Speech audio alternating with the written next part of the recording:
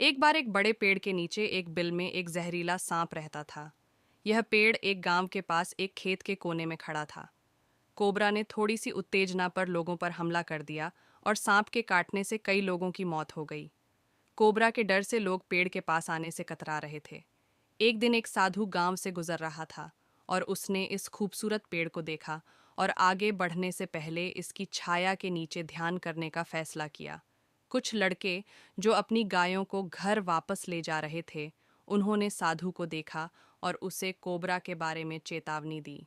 साधु पेड़ की ओर चलता रहा। लड़के भाग गए। जैसे ही साधु ध्यान करने के लिए बैठा, सांप गुस्से में फुंफकारते हुए उसके बिल से बाहर आया और हमला करने के लिए तैयार हो गया। साधु ने सीधे कोबरा की आंखों में देखकर एक मंत्र का जाप किया और चमत्कारिक रूप से कोबरा शांति से जमीन पर लेट गया। भिक्षु ने अपना ध्यान समाप्त करने के बाद अपनी आंखें खोलीं और पाया कि सांप अभी भी उसके पास लेटा हुआ है। उसने सांप से कहा, तुम्हारा दंश जहरीला है और इससे लोगों की मौत हो जाती है। ये बहुत गलत काम है। मैं तुम्हें एक मंत्र दोहराऊंगा जो तुम्हें अन्य प्राणियों के प्रति अधिक सहिष्णु और प्यार करना सिखाएगा। साधु ने सांप को एक मंत्र सिखाया और गांव छोड़ दिया। नाग ने मंत्र दोहराया और बहुत शांत हो गया। वह आसपास के खेतों में उपलब्ध जामुन और फलों पर जीवित रहता था। धीरे धीरे गांव के लोग सांप के प्रति अपना डर भूल गए। कुछ हफ्तों के बाद वही लड़के उस रास्ते से गुजरे और उन्होंने सांप को देखा। पहले तो वे डर गए, लेकिन सांप को इतना शांत और शांतिपूर्ण देखकर उन्होंने उस पर पत्थर फेंकना शुरू कर दिया। एक शाम लड़कों ने कोबरा को पत्थर मार मार कर लहूलुहान कर दिया।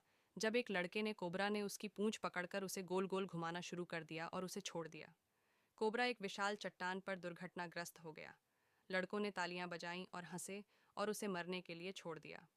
कोबरा अपने शिक्षक द्वारा सिखाए गए मंत्र का जाप करता रहा, जिससे उसे रेंग कर अपने बिल में वापस आने की ताकत मिली। अब सांप केवल अंधेरे में ही बाहर निकलता था, जब आसपास कोई नहीं होता था, और उसने कुछ सूखी पत्तियां और जामुन खा लिए। उसके घाव धीरे धीरे ठीक हो रहे थे। कुछ महीनों के बाद साधु उसी गांव से गुजरा और उसने कोबरा को कमजोर और पतला पाया।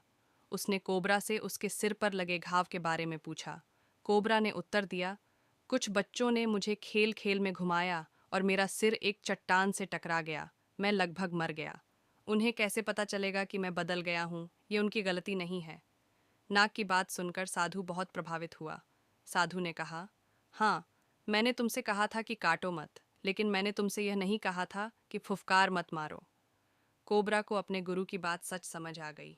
उसने उसे सिखाए गए मंत्र का जाप किया, लेकिन जब किसी ने उसे नुकसान पहुंचाने की कोशिश की तो उसने फुसफुसाया और इससे वे डर गए।